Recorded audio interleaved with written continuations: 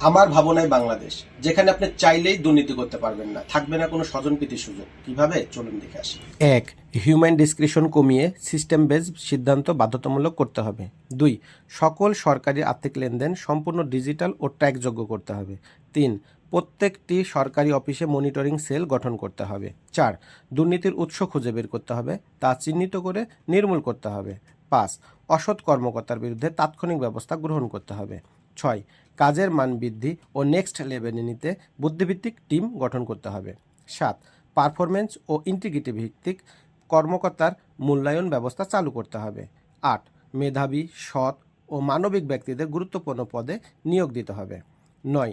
সময়ের সাথে সামঞ্জস্য রেখে কর্মকর্তাদের বেতন বৃদ্ধি করতে হবে। Here is your bonus. Well deserved. Thank you, sir. I really appreciate your support. I will keep working hard. দুর্নীতি কোনো ব্যক্তি নয়, দুর্নীতি একটি সিস্টেম, আর সিস্টেম বদলাতে পারলেই বদলে যাবে বাংলাদেশ।